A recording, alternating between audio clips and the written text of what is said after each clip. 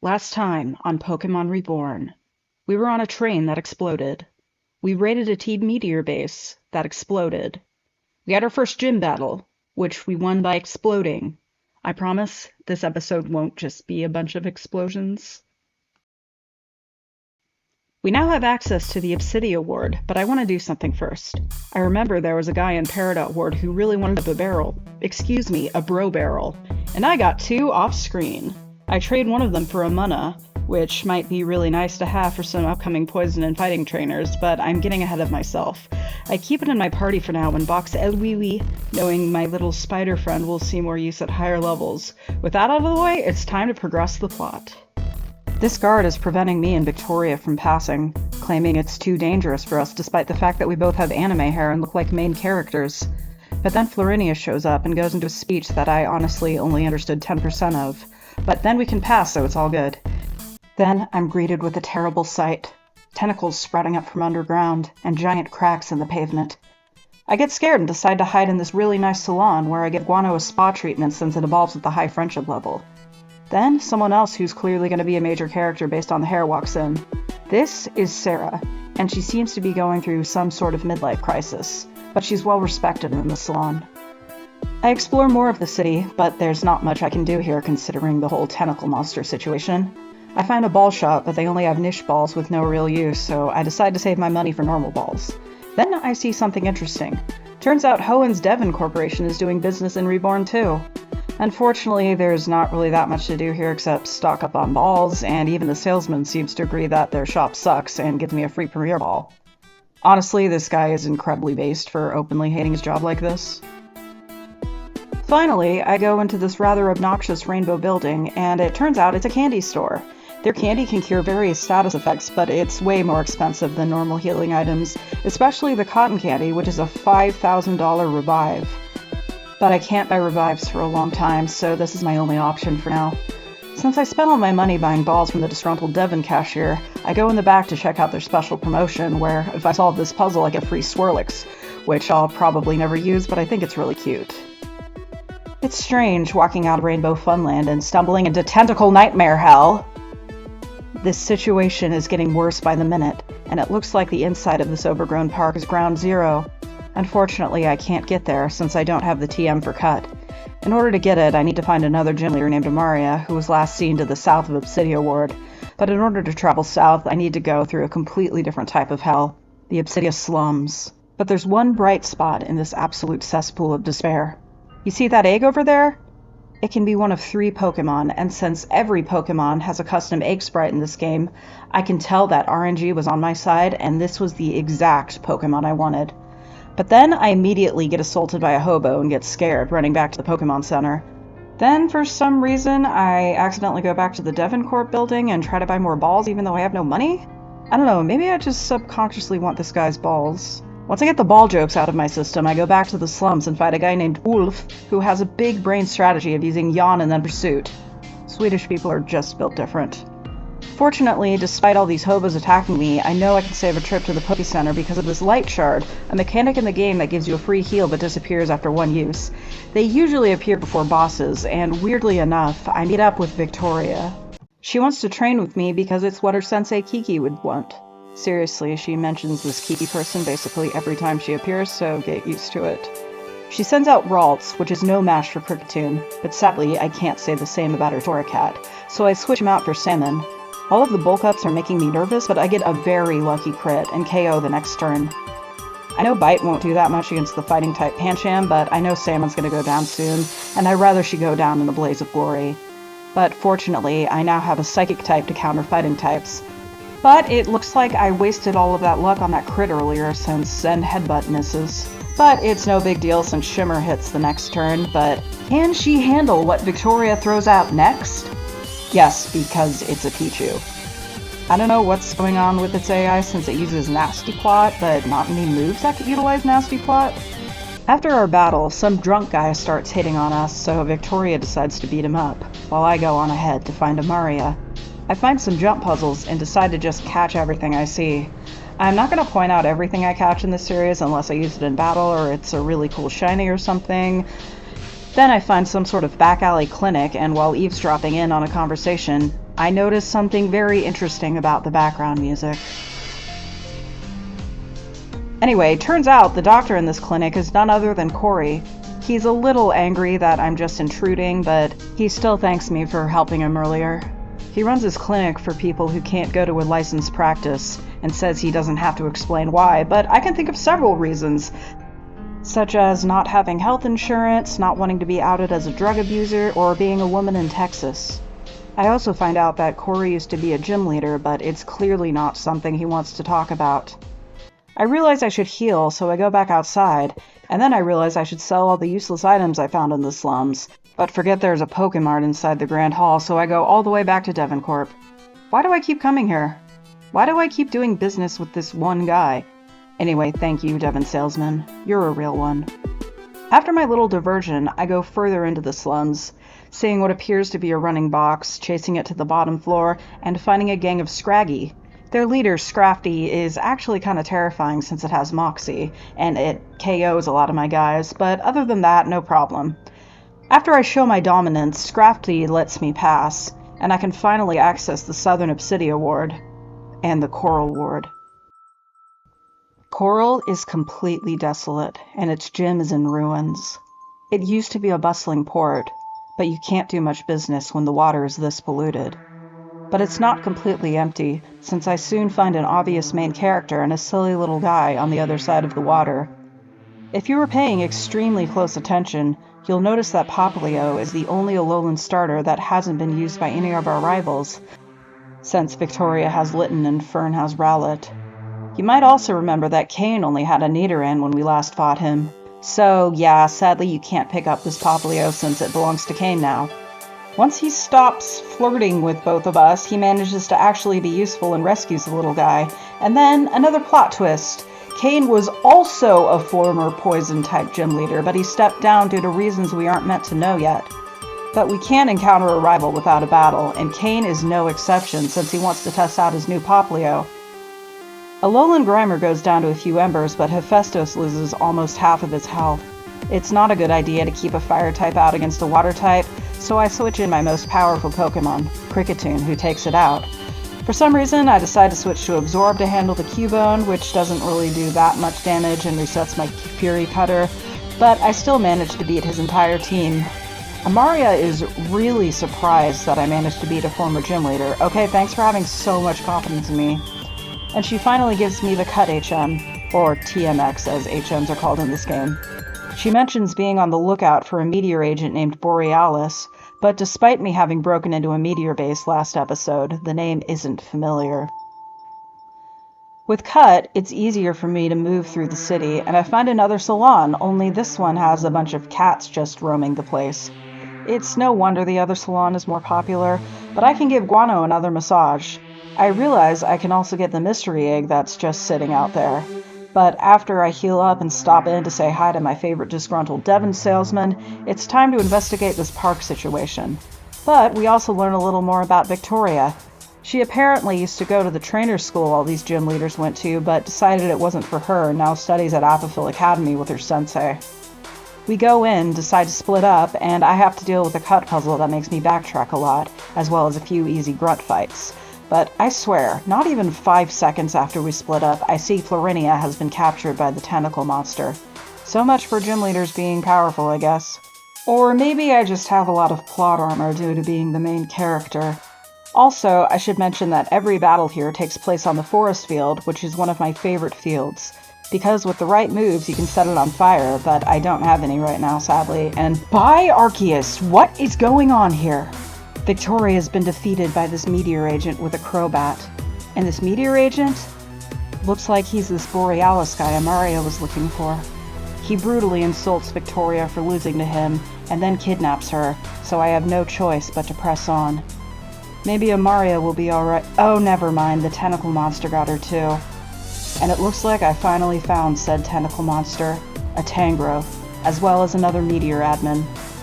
I'm expecting another dramatic speech, but instead this admin appears to be arguing with themselves? Turns out this isn't just a person, it's 3 people occupying the same body. The innocent, cheerful one is Lumi, the smart one is Eve, and the aggressive, edgy one is Zero. Collectively, they call themselves Zell, and they send out the Tangrowth to take me down. But this isn't an ordinary Tangrowth, it's a pulse Tangrowth, which I read about in the meteor base last time, and it's not going down easily. Normally, a Tangrowth would go down quickly to a fire type, but Hephaestus is KO'd. Fortunately, Kricketune can take it down in a few Fury Cutters since he resists poison, but he's hard carrying me right now, and honestly that's not very interesting. After their defeat, Zell starts to argue with himself. Tangrowth presumably dies, and the park goes back to normal, freeing Florinia and Amaria. But then I remember something. They mentioned 3 Tangrowths in the meteor base. I'm also going to have to take down the other 2, aren't I? The 2 gym leaders thank me for rescuing them, but I have to be the bearer of bad news and inform them of Victoria's kidnapping. While Amaria goes off to try and find a way to rescue her, Florinia returns to her post at the Onyx gym, and she's expecting a challenger soon. It's me. I'm the challenger. Unfortunately, I get distracted easily, so I don't go right away since I need to go sell my— No! They replaced the other guy! And this new guy is brainwashed! No! Then I decide to run around in circles in order to hatch my egg. And soon I have a Bronzor. This guy has really helped me out in past playthroughs due to its high defenses and excellent typing, with only 3 weaknesses on top of its myriad of resistances and 2 immunities thanks to its ability. Fun fact, it can also have heat proof, which makes it take neutral damage from fire attacks, but it's not nearly as useful as a ground immunity. I finally decide to head north to the Onyx Ward, where the first building I see is a game corner. Everyone there is angry because apparently the League of Legends servers are down, and since I don't have a coin case, I can't do anything here yet. But I can go back to the Obsidia Ward because I totally forgot I can access the department store now. This game has an interesting mechanic for the department store, where it sells really good endgame items on the top floors, but only basic beginner items on the bottom floors. By doing various side quests, you can get stickers which allow you to access more floors, but for now I can only use the bottom 2 floors.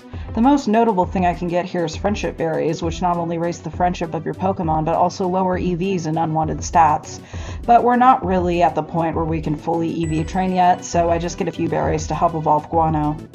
I also have access to the daycare now, only they really don't want me here for some reason. I mean, they really don't want me here, due to the fact that it's actually a Team Meteor operation. I beat up the imposters and they reveal that they kidnapped the real daycare couple and stashed them in a warehouse somewhere in Coral. So I get them out and now have access to breeding. After finally evolving Guano, I decide to stop procrastinating and head to the Onyx Trainer School, which doubles as the ward's gym. I go inside and— God damn it, not you again. Fern is really upset that his sister asked me to help with the Tangrowth and not him, and he really doesn't want me to challenge her. He apparently also goes to the school, and he convinces the other kids to not let me in. Oh well, I can just beat them up until they let me pass. Easy. I go the long way around and notice that a lot of students left their doors unlocked, so I rob them. The most interesting room is this large 4-person room. I read some fanfiction that I found lying on the ground, and then decide to go through everyone's diaries.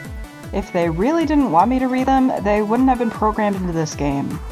First, I read Titania's diary, which is just full of entries yelling at people who read her diary. If it really bugs you that much, maybe hide it better, or get one of those diaries with a lock on it? I don't know, it just seems like she really wanted me to read it just so she could act all high and mighty about it.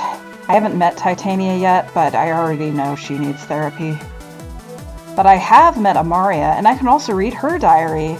Apparently her cheerful demeanor is all an act, and she's actually extremely depressed. Sounds like a lot of cheerful people I know. Anyway, I think she also needs therapy. But then I find Florinia's diary, and I learn more about why she's, well, like that. Some time ago, she purposely purged herself of all emotions because she thought other people were hurt by her expressing them. This seems like an extreme reaction, but she must have had something extremely traumatic happen to her. I personally think therapy would help. The final diary belongs to none other than Julia, and I thought maybe I'd find out her own deep-seated psychological issues, but I think she's just naturally that hyper, and she's mainly just upset that her friend group is so toxic. Maybe therapy would help her, but I think the other people need it more. After that little detour, I try and fail to unlock this gate, But this red-haired British dude randomly shows up and seems to hate Fern just as much as I do, and he's eager to help. This is Hardy, and not only is he a student, he's also another gym leader. He then goes off to eat beans or something like British people do, and I can finally access the gym puzzle. It's not too bad. I have to find the answers to a bunch of questions, which are easy to find in all the books laying around, but for some reason it takes me a while to find the Corsola answer. It's in this room to the left. But, of course, I can't challenge Thorinia yet because Fern refuses to let me pass. According to him, the only reason I've made it as far as I have is because I've just been coasting on really good luck. I then destroy 2/3 of his team with Cricketune before he's outsped by his Roselia, and then I have really bad luck by getting paralyzed and being unable to move several times, but it's not even close enough to stop me. Fern, you're the definition of delusional. After he throws a tantrum, he lets me pass. I learn more about Florinia's team. She uses something I've never seen outside of this game, a grass-themed sand team. This makes me a little nervous since I know she has a Cradily, and my team still can't deal with rock types very well. And rock types get a special defense boost in the sand. So I decide to add the fighting type Pancham to my team and pray that enough of her Pokemon will be vulnerable to Cricketune's Fury Cutter, and that the battle doesn't go for too long, because 5 out of my 6 Pokemon are vulnerable to Sandstorm's chip damage. And if this turns into a stall battle, I'll be at a major disadvantage. I start sweating as I step onto Florinia's desert field. I send out my Cricketune against her Maractus, and I have no idea how it will benefit from this field. I start my sweep, and it sets up a layer of spikes on my side. Her next Pokemon is Ferroseed, which I know has Iron Barbs as its ability, so it appears that chip damage is her strategy. It uses Leech Seed for more chip damage, but misses, and it goes down the next turn, with Cricketune only taking 20 hit points of damage. Then, she sends out her ace, Cradily. Its rock type nullifies its bug weakness, and I don't know if my Fury Cutter is strong enough to take it down. But actually, it is, and I take down the rest of her team with it too. Wow, that was anticlimactic. I get my badge, along with the TM for Nature Power, which is a lot more useful in this game than it normally is since the different terrains can turn it into a variety of powerful moves. But then Amaria barges in with news that Borealis has been spotted in the Barrel Ward. Going there is probably our best chance of rescuing Victoria, but unfortunately, both the Barrel Ward and the adjacent Jasper Ward have also been overrun with dangerous plant life, and the situation up there is apparently even worse. But they trust me to help them out, and Florinia even gives me a Pulse Dex so I can collect information on these Tangrowths and any more pulses I can find. Now, it's time to head to Jasper Ward. But first, a detour. I go back to the slums to find a little orphan boy who would have been forced to live in this awful place if not for the kindness of this mysterious older man who offers him asylum in the Lapis Ward and even stops him from eating candy that he found on the ground. I'm sorry, but if you found it here, it's probably laced with something. I'm then given this item finder before this absolute saint of a person who is extremely nice and kind to children leaves with his new ward. Anyway, the item finder is a super fun item in this game because it actually works efficiently, unlike in the main games, and in every location you can find quite a few decent hidden items. After walking around trying to pick up everything I can, I head to Jasper Ward. And the situation here isn't pretty. Remember all the destruction in Obsidia? It's even worse in Jasper. But before I can explore, I see a familiar purple-haired man, and this time, he's accompanied by a pink-haired girl who quickly and eagerly introduces herself as Heather. But Corey chastises her for her friendliness and appears to be quite overprotective of her, as if she's his own daughter. That's probably because she is his daughter. Heather is quite frustrated with her father and runs off, while Corey warns me of the danger that lurks nearby. I head into the nearby police station to see if they'll be of any help, but a lot of their men have gone missing, and they want me to find them. 2 of Jasper's officers, and 3 of Barrel's. There's not much room to maneuver in this overgrown city, and for some reason this asshole wants to fight me even though people are dying. But I have to go through this destroyed building to get to the Pokemon Center. I also find one of the missing officers, but this lone tentacle is blocking the way. As I make my way through another building, I finally encounter T-Meteor, and their grunts are starting to recognize me from before. After I defeat one, I run into Heather again, who wants to team up with me to take on the bad guys. I doubt a little girl will be of much help, but why not? As I head into the nearby park, the destruction looks even worse, and I'm faced with another cut puzzle. Annoying, but not too bad compared to some of the later puzzles in this game. Further in, Heather and I meet in front of an abandoned gym, and she mentions a Pokemon hooked up to a big machine. This must be another Pulse Tangrowth. She gives me a super potion to help me, but soon I'm face to face with one of my greatest enemies, Meteor Grunt Ringo.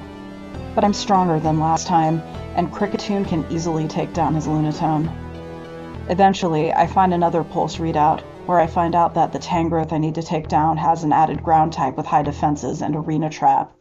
Fortunately for my team, ground doesn't nullify Grass's fire and bug weaknesses, although it would be nice if I had an ice type attack to take advantage of the quad weakness.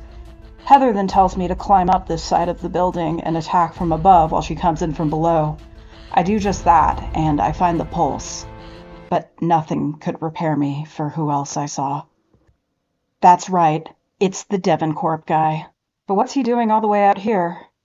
He introduces himself as Taka and laments all the destruction Tangrowth has caused, as well as the pain it must be in from being forced to transform like this. He wants to free it from its misery, letting it choose its own path in life, but he's unable to. Why, you may ask? Because he's actually with Team Meteor. He sends in his men to eliminate me, telling me to not take it personally because it's just what his orders are. But then Heather steps in, claiming she can take on all 3 men at once. She seems to have a lot of confidence, but it's pretty warranted considering she has a Salamence. With that out of the way, I'm free to fight Taka. At first, it seems like it's going to be a pretty easy battle, since its Execute is 4 times weak to Fury Cutter. But then he sends out this absolute menace of a Chatot. It has a very high special attack and speed for this early in the game, and its signature move, Chatter, has a 100% confuse rate. Fortunately, Kricketune breaks through and lands another Fury Cutter, even getting a crit, but I know he can't take another hit, and I want to save him for the Pulse. So I switch Salmon in. She barely survives, but I'm having really good confusion luck and take down the bird. Now I'm face to face with Pulse Tangrowth. I get 2 more hits in despite the confusion and get its health down to yellow before Salmon goes down. So I'm hoping Kricketune can come back and finish the job. It miraculously tanks a Rock Tomb and is able to KO in 2 Fury Cutters, and we did it, Patrick! We saved the city! Taka really doesn't seem to be bothered by the fact that he lost, and even tells me where the final Pulse is. And as Heather rescues me from this collapsing building, I'm left wondering if he's really as loyal to Team Meteor as he claims to be. I then overhear the men talking about the ruby ring Heather was wearing, but Taka still seems very apathetic. As we stand outside the building that actually didn't collapse, Corey catches up to us, and he's pissed. They argue about Heather putting herself in danger, how she stole her late mother's ruby ring and could have revealed it to the Meteors, and how he refuses to tell her anything else about her mother. She eventually flies away on her Salamence, which greatly upsets Corey. Hey, I don't think you have to worry about her too much, considering she has a Salamence. Anyway, the Jasper ward is cleared up a bit, and I can now rescue the 2 officers and head into the Barrel ward. Which I'll do next time! So at this part of the game, you can really get a sense of the dark and edgy tone, especially with how Pokemon are being used as bioweapons. Say what you will about mature interpretations of children's franchises, but I personally think they do a pretty good job here. There are also a lot of characters, and it seems like every time you blink a new gym leader shows up. Obviously, I can't say too much right now, but just like everything with a large ensemble cast, there are going to be characters I really like and characters I really hate. But we're only just beginning to know these people. Thank you so much for watching. Once again, I'd really appreciate a like or a comment, and consider subscribing if you really like this series. Also, follow me on Twitch, where I record a majority of my footage for the series live. I've gotten quite a few random followers just doing this series, and I appreciate every one of you.